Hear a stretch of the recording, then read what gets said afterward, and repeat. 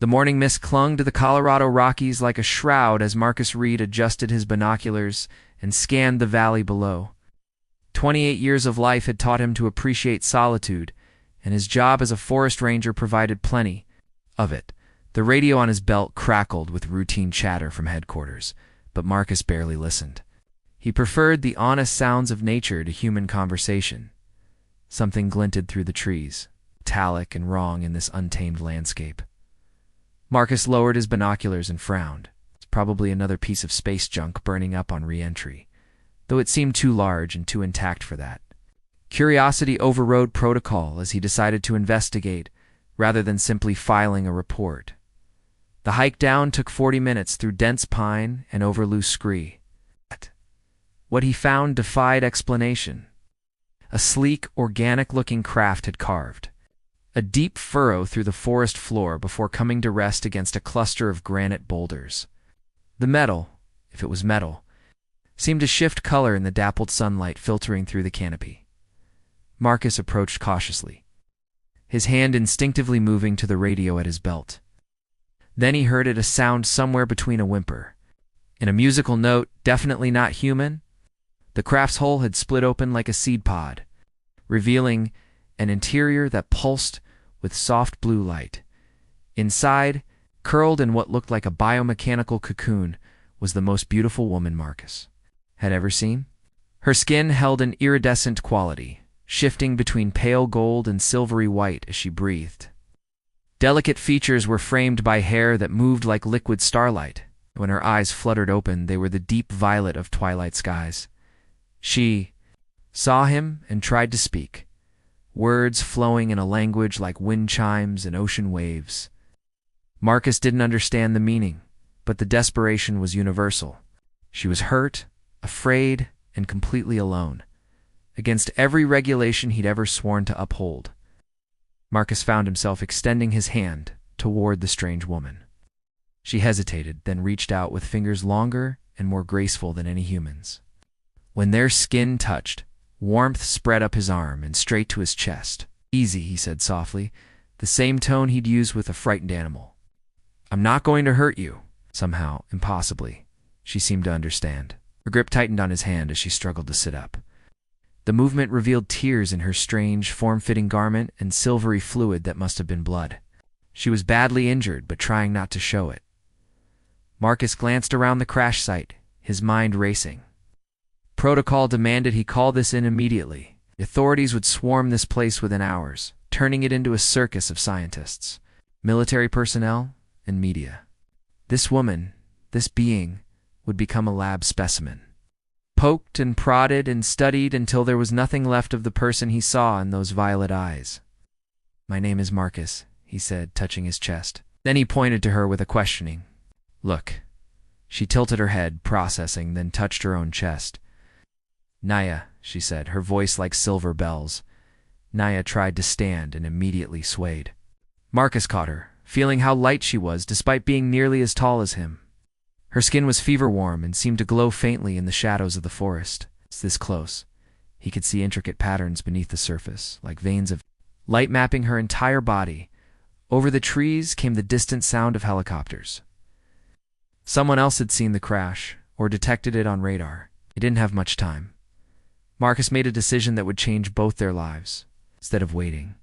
For the cavalry, he scooped Naya into his arms and began the difficult trek back up the mountainside toward his cabin. She was too weak to protest, her head falling against his shoulder as consciousness faded in and out. By the time the search helicopters circled the crash site an hour later, they found only twisted metal and scorch marks. The forest had already begun to reclaim the scene, and there was no sign that anyone had survived the impact. In his remote cabin 3 miles away, Marcus laid the mysterious woman on his bed and wondered what the hell he'd gotten himself into. Naya's breathing was shallow but steady, and those luminous patterns under her skin pulsed like a slow heartbeat. He'd hidden her from the world. But Marcus was beginning to suspect the world wasn't the only thing she was running from. As night fell over the mountains, he settled into his chair to keep watch, unaware that his simple act of compassion had set in motion events that would shake the very foundations of what it meant to be human. 3 days passed in a strange, intimate bubble removed from the outside world.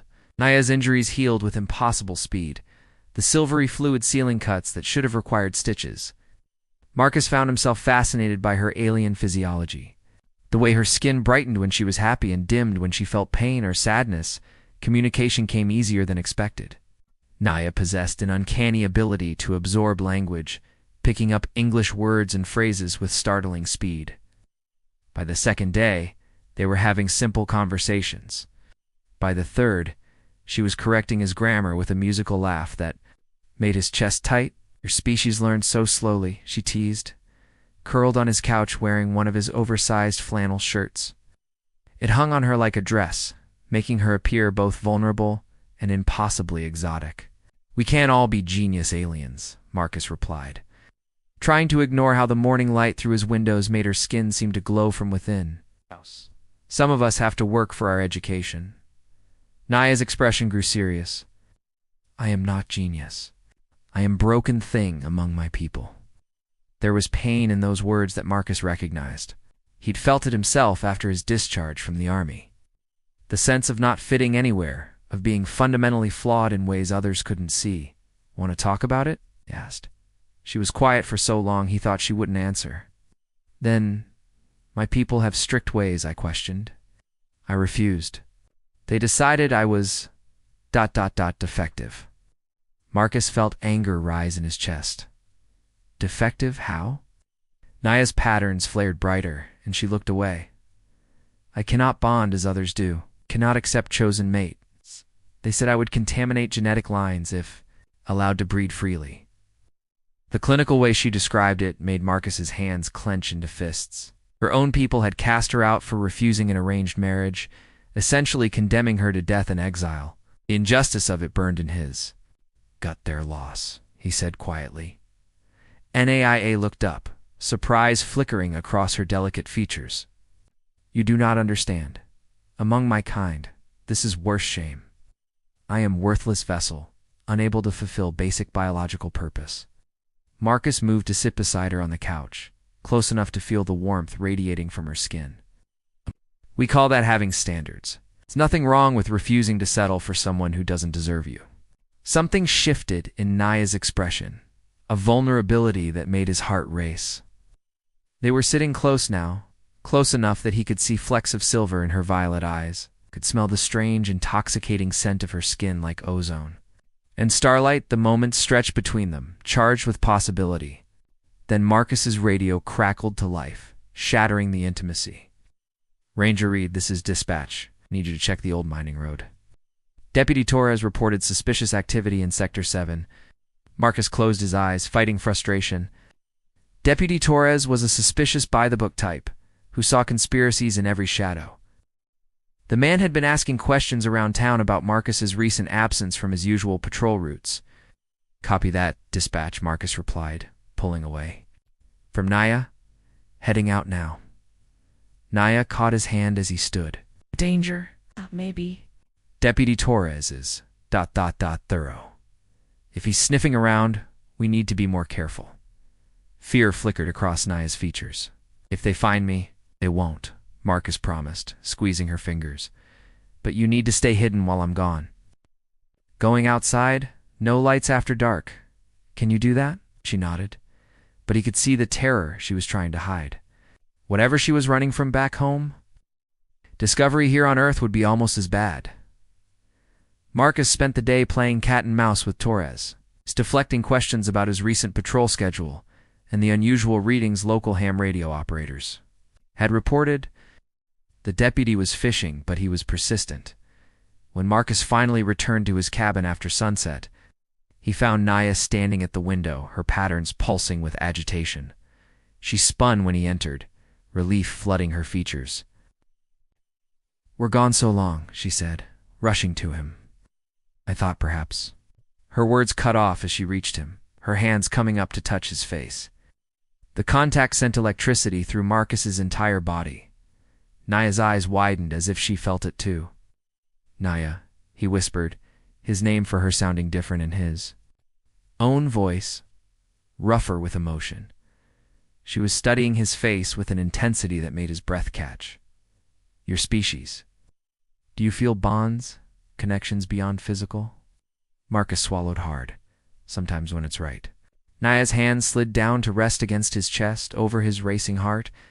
I feel... strange things when I touch you. Things I was told were impossible for broken ones like me. The vulnerability in her voice undid him.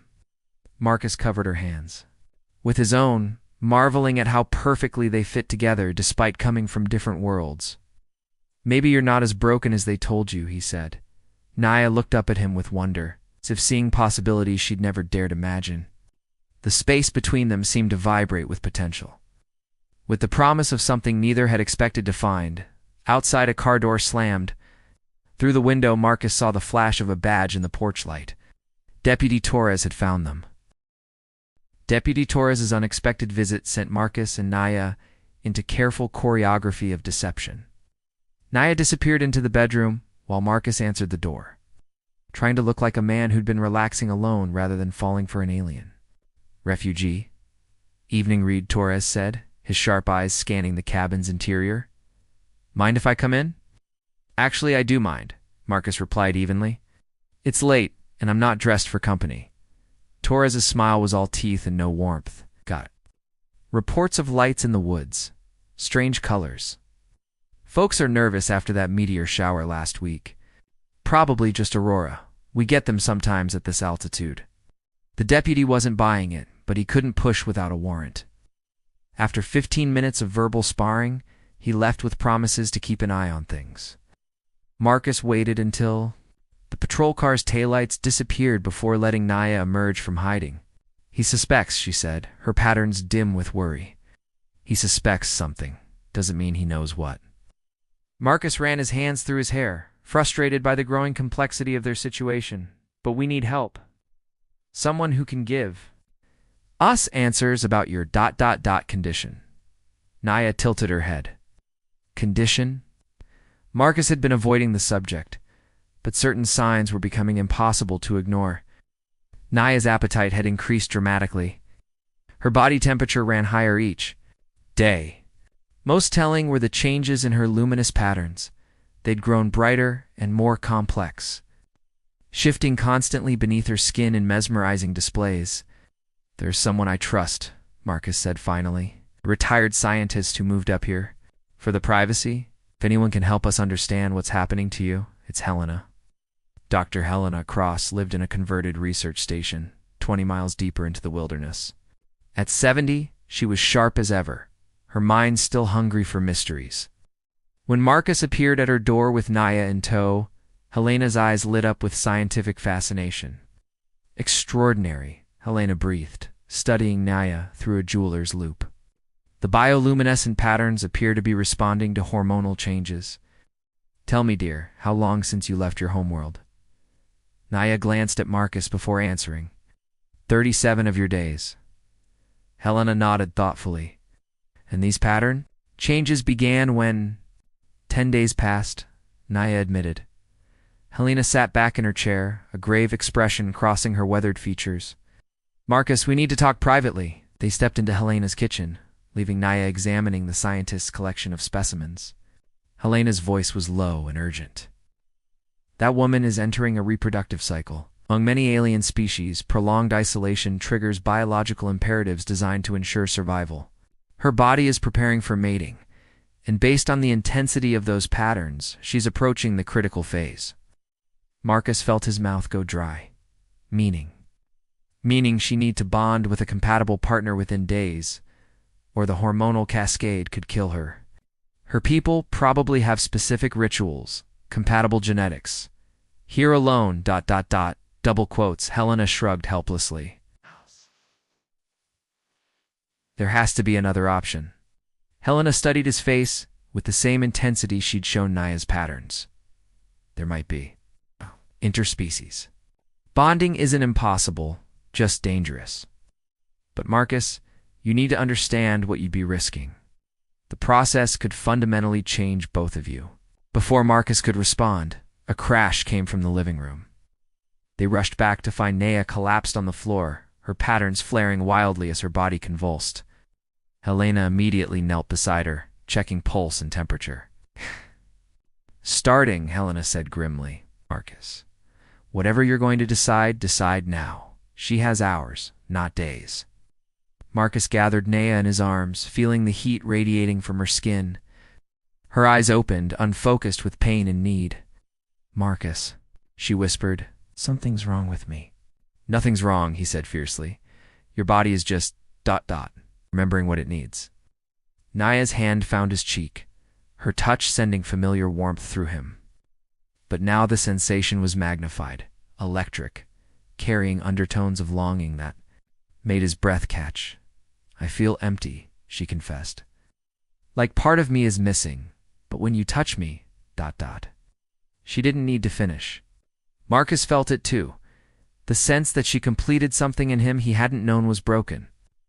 Helena was right about the danger, but looking down at Naya's suffering face, the risk seemed irrelevant. Helena, he said without looking away from Naya's eyes, tell me what I need to know. The older woman sighed. The bonding process is largely biological, but it requires emotional compatibility as well. If you're not truly committed, it won't work. And Marcus, if it does work, there's no going back. You'll be changed, possibly in ways we can't predict. Naya's grip on his hand tightened. I will not ask this of you. You've done enough. Marcus leaned down until his forehead touched hers. What if I want to do more? Tears leaked from the corners of Naya's violet eyes. Your people will never accept us. Then we'll find somewhere they don't have to. Lena watched the exchange with a mixture of scientific fascination and human concern. There's one more thing you should know. If the bonding succeeds, Naya's biology will stabilize, but she'll likely become pregnant within the first cycle. Interspecies offspring are ... unpredictable. Marcus felt Naya tense in his arms. Children had always been a distant possibility in his planned future. Now, holding this extraordinary woman as her body fought against its own biology, the idea of creating new life together seemed less terrifying than losing her. Naya, he said softly, what do you want? She looked up at him with wonder and fear and desperate hope. I want to choose. For first time in my life, I want to choose. The bonding chamber Helena created in her basement was part laboratory, part sanctuary. Biomonitors lined the walls, while soft lighting cast everything in warm, golden tones. Naya lay on the medical bed, her patterns now pulsing in urgent, hypnotic rhythms that seemed to call directly to something primal in Marcus's chest. The process will be intense, Helena explained, making final adjustments to her equipment. Your nervous systems will essentially merge temporarily. Naya's biology will guide most of it, but Marcus, you need to stay present. Don't fight what you feel. Naya reached for him as another wave of the biological imperative racked her body. Her skin was fever-hot, the luminous patterns spreading from beneath her garments to cover visible areas of her arms and face. Are you certain? She asked, her voice strained with pain and desire. Marcus took her hand, feeling the familiar electric connection amplified to an almost overwhelming degree. I'm certain. Helena dimmed the lights and quietly withdrew, leaving them alone in the golden twilight. Naya pulled Marcus down beside her, her hands trembling as they traced his face. I have never, with anyone, she confessed. Neither have I. Not like this. Marcus smoothed her strange, beautiful hair back from her forehead. We'll figure it out together. What followed transcended physical intimacy. As their bodies joined, Naya's patterns flared brilliantly. Marcus felt her consciousness brush against his like a wave of starlight. Her memories flickered through his mind, fleeing her homeworld. The terror of exile, the desperate loneliness of being utterly alone in the universe in return. She experienced his life, the isolation of his mountain existence, his protective instincts, the growing love that had surprised him with its intensity. Their thoughts and emotions merged until neither could tell where one ended and the other began. A pattern spread somehow, possibly onto Marcus's skin. Golden lines of light traced across his arms and chest, connecting them in a visible network of shared biology. He should have been terrified by the transformation, but instead felt more complete than ever in his life. They moved together in perfect synchronization, two hearts finding a rhythm that bridged the gap between species. Naya's cries of release harmonized with Marcus's deeper groans, creating music that seemed to resonate in the very air around them. Afterward, they lay intertwined, watching the patterns of light pulse and shift across both their bodies. The biological crisis had passed. Naya's breathing was steady, her temperature normal, but the changes in both of them were clearly permanent. "No regrets?" Naya whispered against his shoulder. Marcus traced one of the golden lines now decorating her skin, "Only that we didn't do this sooner." Their peaceful moment shattered as alarms began blaring upstairs. Helena's voice came over the intercom, tight with fear. "We have company. Military vehicles, multiple aircraft. One's tracked Naya here." Marcus sat up, his new awareness suddenly picking up unfamiliar mental signatures approaching fast. Went rigid beside him, her patterns flaring with terror. "My people," she breathed. "They found me." Through the small basement window, they could see landing lights descending from the sky. Not human aircraft, these moved with organic fluidity, touching down in Helena's clearing with barely a whisper of sound. "How is that possible?" Marcus demanded, as eyes were wide with dread. "The bonding, broadcast across dimensions. They use such signals to track reproductive pairs." She gripped his arm. "Marcus, you must run. When they find what we have done, I'm not leaving you." Figures emerged from the alien craft, tall, graceful beings that shared Naya's general features but carried themselves with cold authority. Their patterns were dimmer than Naya's, more regimented. Speaking of rigid social control, Helena's voice crackled over the intercom again. "They're demanding Naya's surrender. They're calling her a genetic criminal, claiming she's contaminated. Herself with human DNA?" Marcus felt rage building in his chest, and Naya gasped as his emotions flooded through their new connection. The golden patterns on his skin flared brighter. "They cannot take you," he said fiercely. "The bonding is complete. You're under human protection now." "It does not work that way," Naya said sadly. "To them, I am broken property to be recovered." Footsteps echoed on the stairs leading to their sanctuary. Naya pressed herself against Marcus as the basement door opened. 3 of her people entered, their movements predatory and precise. The leader, a male with intricate silver patterns across his pale skin, surveyed the scene with obvious disgust. "Naya Veltar," he said in accented English, "you have violated every law of genetic purity. This contamination ends now." "Commander Corin," Naya replied, her voice steady, despite her fear. "I am bonded by choice. You have no claim on me." Corin's laugh was cold music. "Bonding with inferior species invalidates all previous genetic programming. You will return for correction and sterilization." Marcus stepped forward, putting himself between Naya and the aliens. His new patterns blazed with protective fury. "Shh, not going anywhere." Corin studied Marcus with clinical interest. "The human has been infected as well. Unfortunate. He will require termination to prevent contamination spread." That was apparently the wrong thing to say to a former Marine with special operations training. Marcus moved before Corin finished speaking. Years of combat experience combining with his new heightened reflexes to strike faster than the aliens expected. The fight was brief but vicious. Marcus's new abilities, strength, speed, awareness, gave him advantages he'd never possessed. But the aliens had weapons in numbers. It might have ended badly, if not for Helena's timely intervention with a shotgun and the arrival of sheriff's deputies responding to reports of unusual aircraft. In the chaos that followed, Corin and his team retreated, but not before issuing a final warning. "This world will burn before we allow contamination to spread. Choose carefully, human." As their craft lifted silently into the night, Marcus held Naya close, both of them shaking with adrenaline and fear. Ow. Their bonding was complete. But the war for their future had only just begun. The aftermath of the confrontation brought unwelcome attention from every direction within hours. Marcus's remote mountain sanctuary became the center of a media circus that stretched from local news crews to federal agents. The official story claimed a military training exercise had gone wrong. But too many people had seen the impossible aircraft for the cover-up to hold. Captain Rosa Martinez arrived with the dawn, leading a joint task force that included scientists, linguists, and enough firepower to level the mountain.